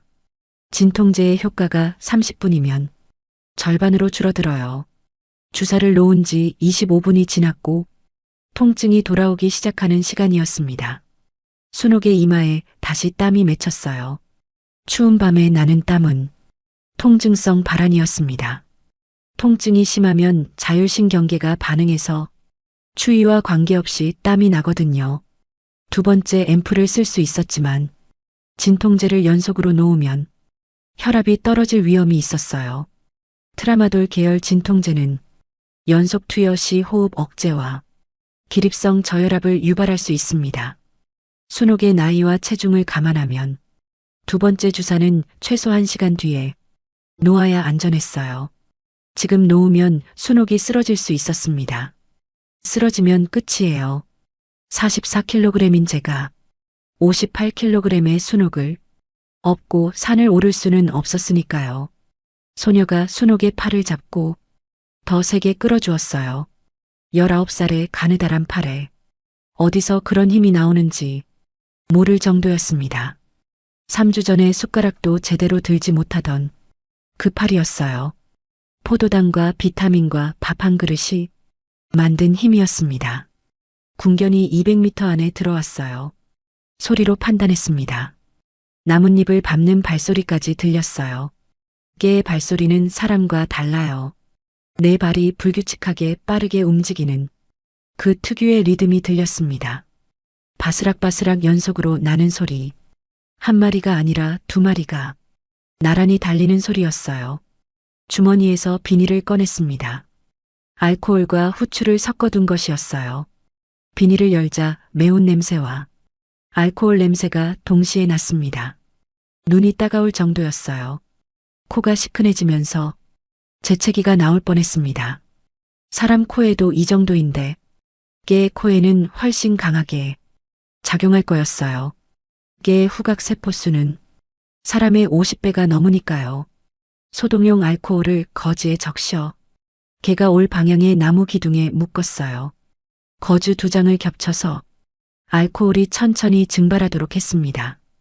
후추가루를 그 주변 바닥에 뿌렸어요. 반경 2m 정도에 고르게 뿌렸습니다. 개가 이 구역을 지나면 후각이 마비되는 시간이 생길 거였어요. 영구적인 게 아니라 5분에서 10분 정도. 그 시간이면 300m를 벌릴 수 있었습니다. 5분에 300m. 순옥의 속도를 감안하면 빠듯했지만 가능했어요. 세 사람이 자리를 떠나고 1분쯤 지나자 뒤에서 개가 갑자기 높은 소리로 울었어요. 낄낄대는 것 같은 소리였습니다. 콧물을 뿌리는 소리 같은 것이 연속으로 났고 발소리가 제자리에서 맴돌았습니다. 코를 바닥에 비비는 소리가 들렸어요.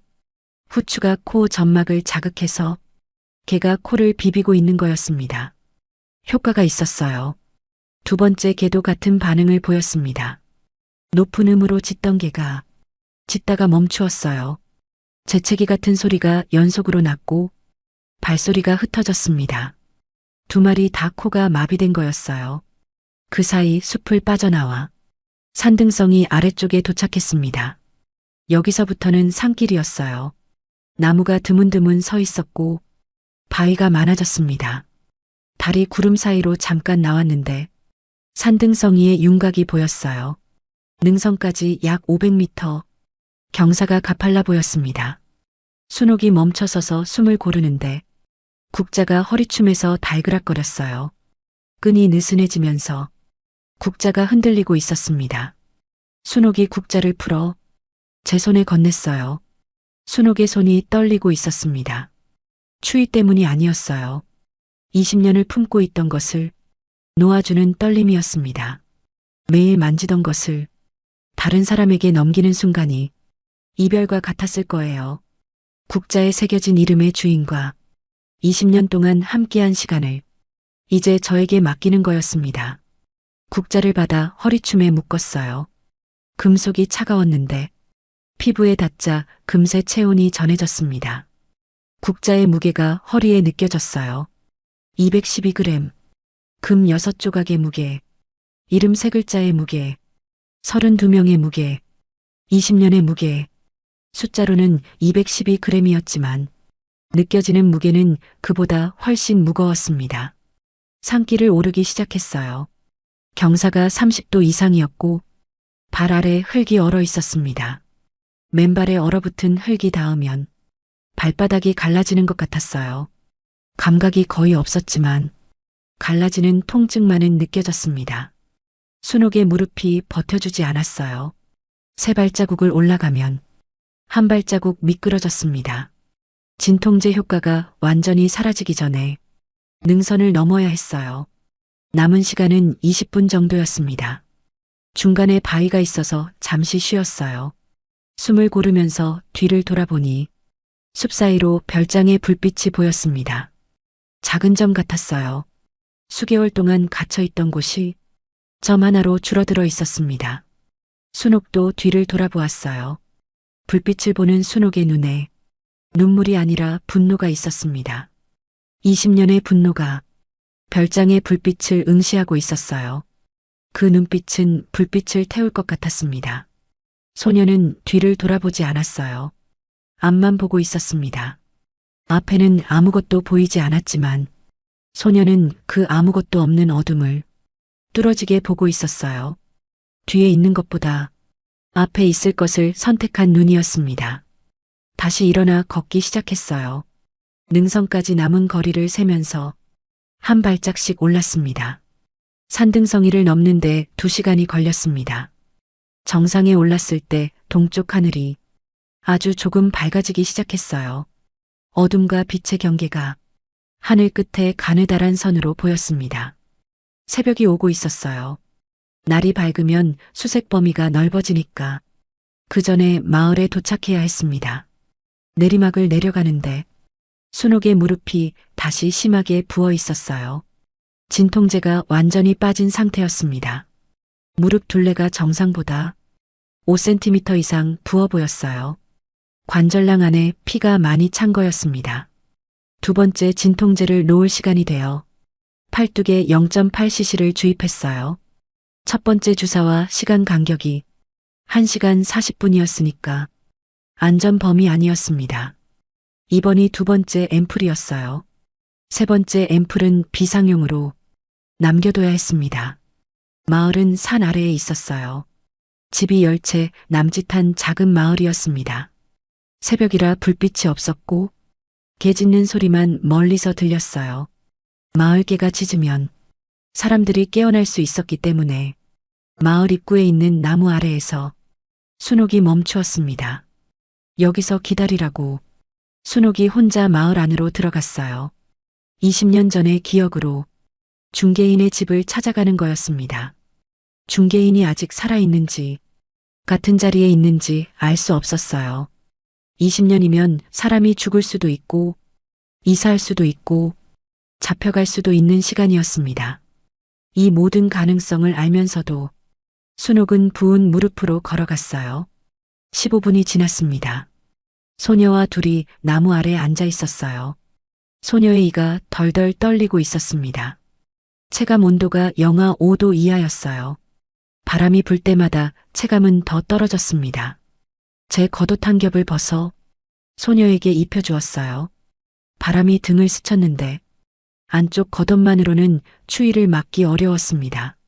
하지만 소녀의 체중이 42kg이고 체지방률이 극도로 낮은 상태였으니 저보다 저체온증에 더 취약했어요.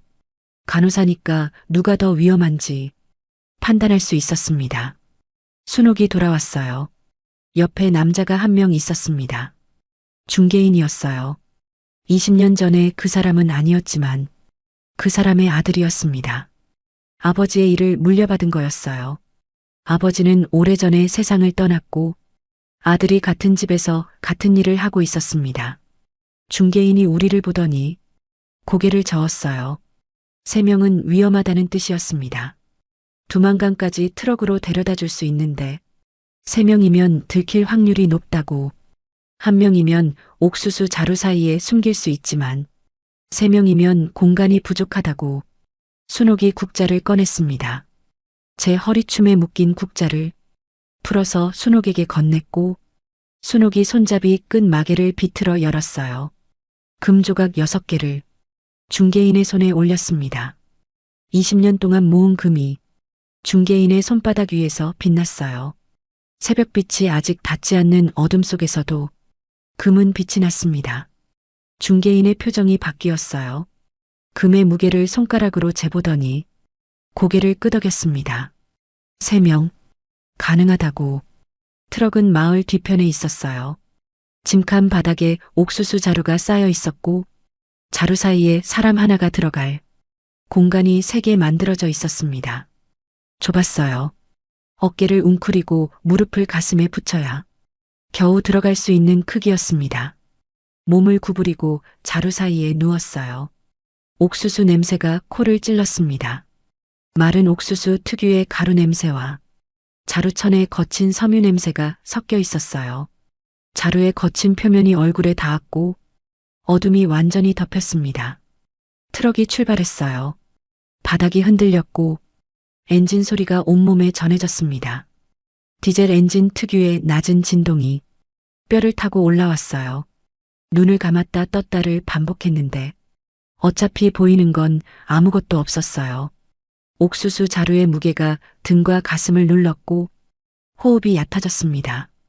깊이 숨을 쉬면 자루가 움직여서 소리가 날 수 있었기 때문에 의식적으로 얕게 호흡했어요. 얼마나 달렸는지 모르겠습니다. 4시간이었는지 5시간이었는지 중간에 2번 멈추었어요. 한 번은 검문인 것 같았습니다. 밖에서 목소리가 들렸어요. 남자 2명이 대화하는 소리였는데 트럭 운전석 쪽이었습니다. 심장이 멈추는 것 같았어요. 옥수수 자루 사이에서 숨을 멈추었습니다. 30초쯤 지나자 트럭이 다시 출발했어요. 30초가 30분처럼 느껴졌습니다. 2번째 멈추었을 때는 옥수수 자루를 위에서 더 올려놓는 소리가 났어요. 무게가 늘어나 등이 눌렸습니다. 갈비뼈에 압력이 걸렸어요. 숨을 쉬기가 더 어려워졌지만 소리를 내지 않았습니다. 트럭이 최종적으로 멈추었을 때 자루 사이에서 기어 나왔어요. 눈이 부셨습니다. 낮이었어요. 몇 시인지는 모르겠지만 해가 높이 떠 있었습니다. 차가운 공기에 물 냄새가 섞여 있었어요. 민물 특유의 비린내 같은 냄새. 강이 보였습니다. 두만강이었어요. 강폭이 넓지 않은 지점이었습니다. 중개인이 알려준 대로 이곳은 80m 정도 되는 좁은 구간이었어요. 강 표면에 얼음이 군데군데 있었지만 완전히 얼지는 않았습니다. 물이 흐르고 있었어요. 얼음 사이로 검은 물이 보였고 물살이 있었습니다. 건너편이 중국이었어요.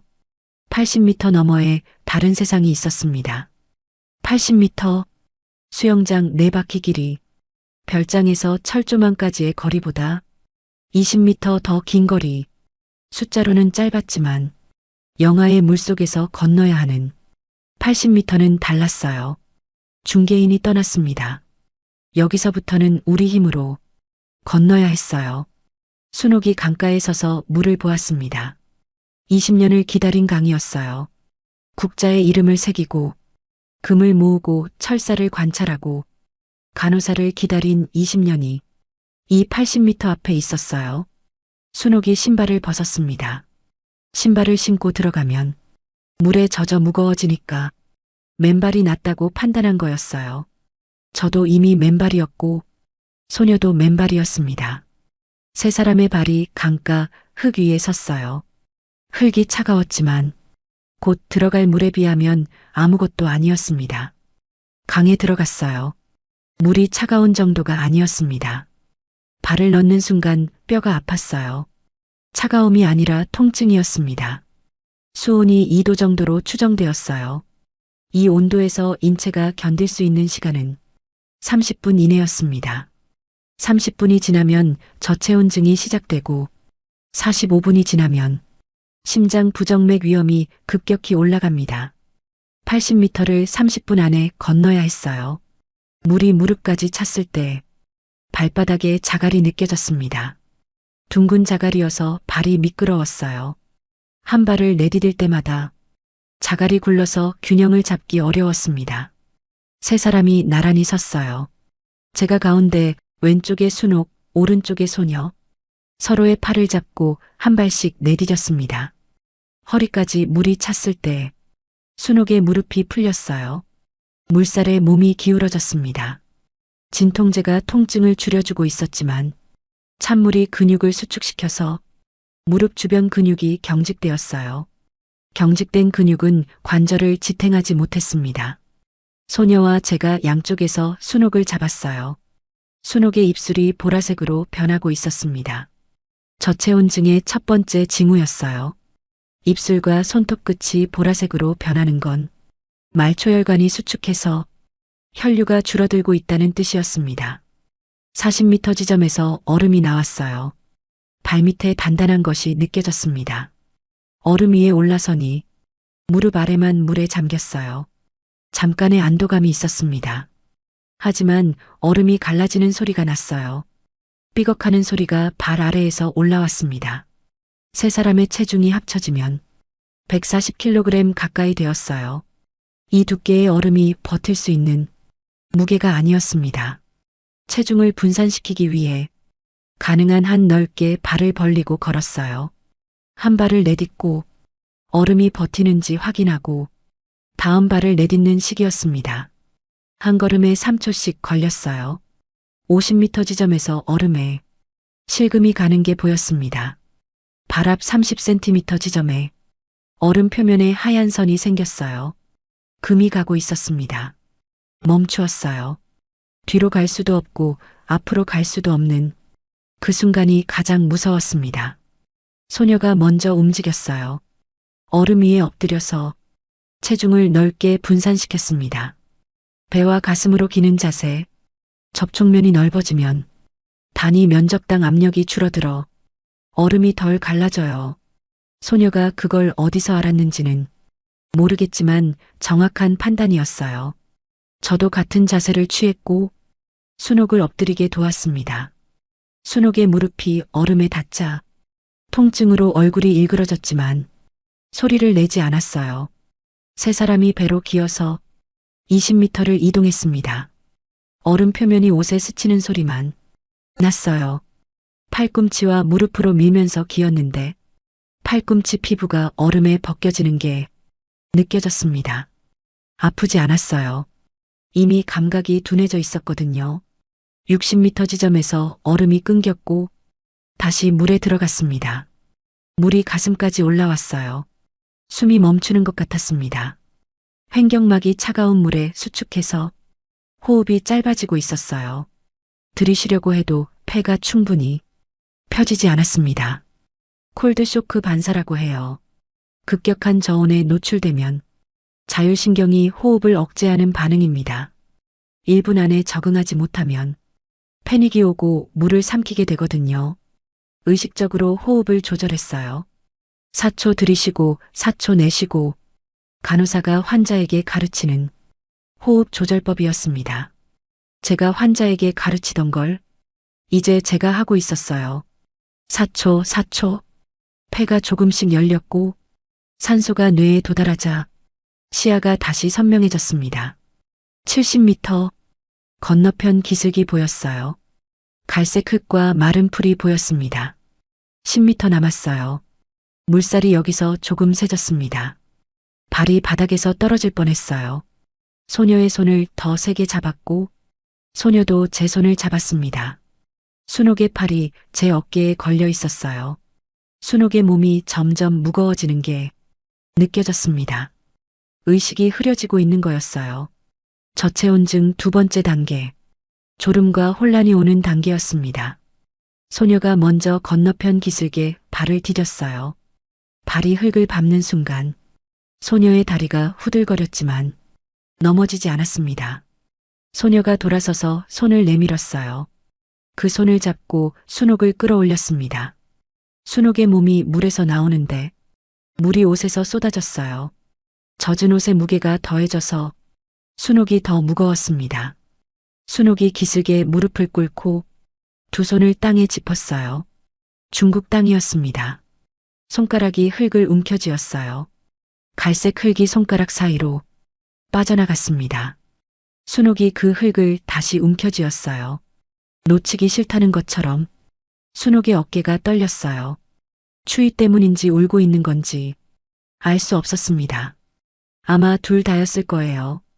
20년 동안 참았던 것이 80m의 물을 건넌 뒤에 한꺼번에 쏟아지고 있었어요. 저도 무릎을 꿇었습니다. 허리춤에 묶인 국자가 땅에 닿으면서 작은 소리를 냈어요. 은빛 국자가 흙 위에 놓였습니다. 손잡이 안쪽에 이름 세 글자가 새벽빛을 받아 빛났어요.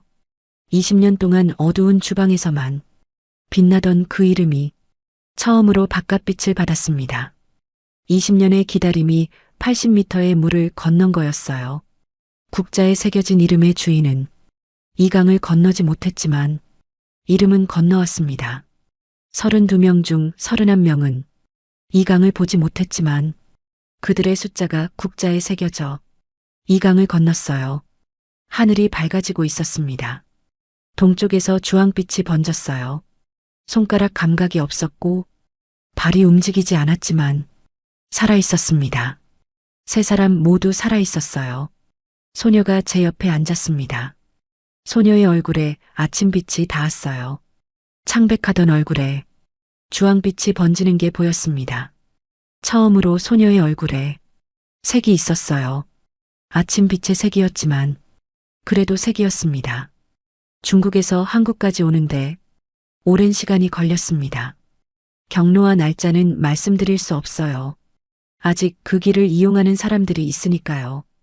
다만 쉽지 않았다는 것과 순옥의 무릎이 그 과정에서 더 나빠졌다는 것은 말씀드릴 수 있습니다. 한국 땅을 처음 밟았을 때 공항 바닥이 따뜻했어요.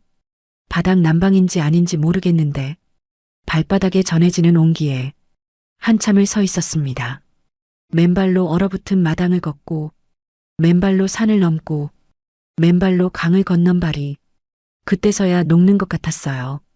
발가락 10개가 전부 있었습니다. 10개가 전부 있다는 게 기적처럼 느껴졌어요. 이름을 되찾았습니다. 정아라는 이름이 다시 제 것이 되었어요. 별장에서는 목련이었고 약품관리대장에서는 번호도 없었습니다. 간호사라는 직함만 있었어요. 정아라는 이름으로 불리는 게 처음에는 어색했습니다.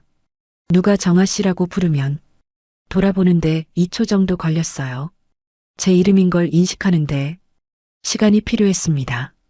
그만큼 오래 이름 없이 살았어요. 순옥은 무릎 수술을 받았습니다.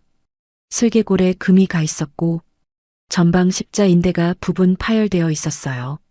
관절낭 안에 고인 피를 빼내는 데만 1시간이 걸렸다고 합니다. 수술 뒤에 목발을 짚고 걸었는데 물리치료를 하면서 조금씩 나아졌어요. 50이 넘은 나이에 20년을 갇혀 있다가 산을 넘고 강을 건넌 무릎이니 완전히 낫기는 어려웠습니다. 비가 오는 날에는 무릎이 욱신거린다고 했어요. 별장에서 탈출하던 그 밤에도 비가 내리고 있었으니까 비만 오면 그 밤이 떠오르는 거였습니다. 소녀는 발가락 2개를 잃었어요. 왼발 4번째와 5번째. 강을 건널 때 동상이 온 거였습니다. 19살의 발가락 2개가 두만강에 남아 있었어요. 수술 후에 소녀가 발을 보고 오래 아무 말도 하지 않았다고 합니다. 발가락 2개가 없는 발을 한참 동안 내려다보았대요. 3사람이 같은 아파트 단지에 살았습니다. 같은 동은 아니었지만 걸어서 5분 거리에 있었어요.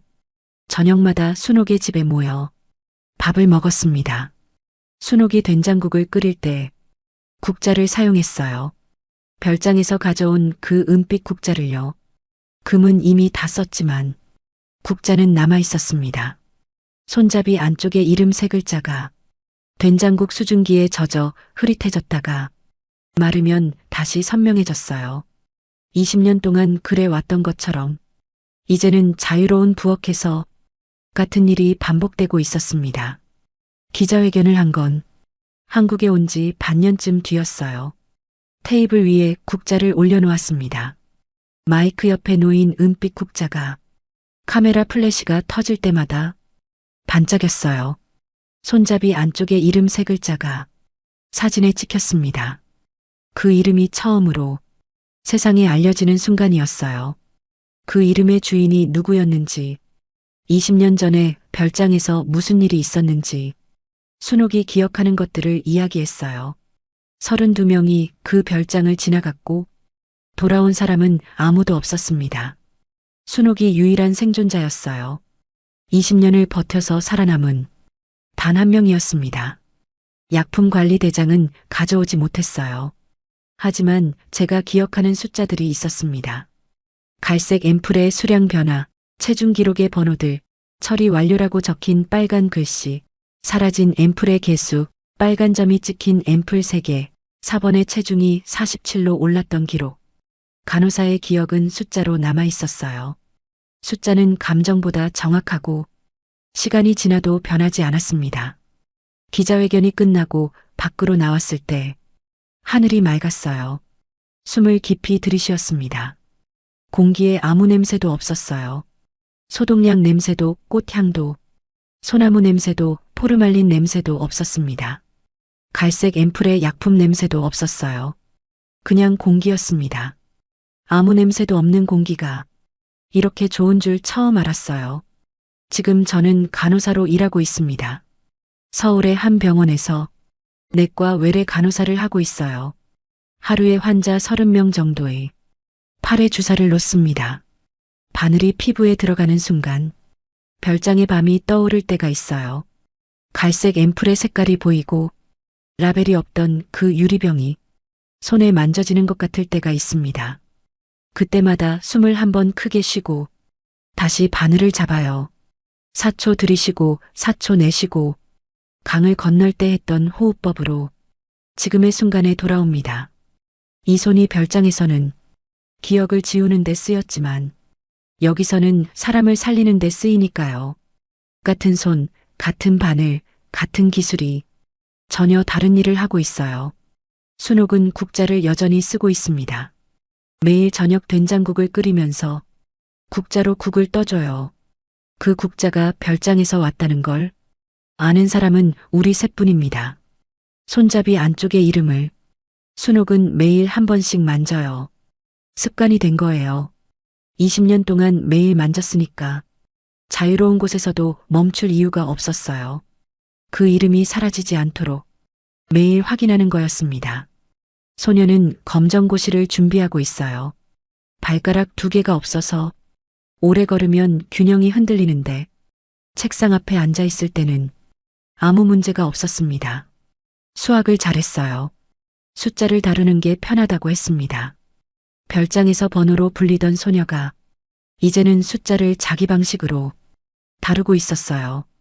밤에 잠이 오지 않을 때가 있습니다. 그러면 순옥에게 전화를 해요. 순옥도 잠이 오지 않는 밤이 많아서 전화를 받아주었습니다. 아무 말 없이 수화기를 들고 있다가 한쪽이 잠들면 끊었어요. 순옥의 숨소리가 들리면 별장의 복도가 아니라 따뜻한 아파트에 있다는 게 느껴져서 잠이 왔습니다. 왼쪽 팔뚝의 바늘 자국은 시간이 지나면서 조금씩 옅어지고 있어요. 23개 중에 10개 정도는 거의 보이지 않게 되었습니다. 피부가 재생되면서 자국이 묻히는 거였어요. 하지만 제가 직접 꽂은 한 개의 자국은 아직 또렷해요. 다른 자국보다 깊이 들어갔기 때문이었습니다.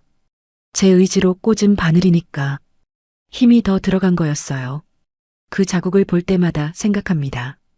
쓰러져서라도 그 방에 들어가지 않겠다고 결심했던 밤을요. 그 밤이 없었으면 순옥이 저를 끌어내지 않았고 국자의 비밀을 알지 못했고 소녀를 만나지 못했고 강을 건너지 못했을 거예요. 제가 직접 꽂은 그 바늘 한 개가 저를 여기까지 데려왔습니다.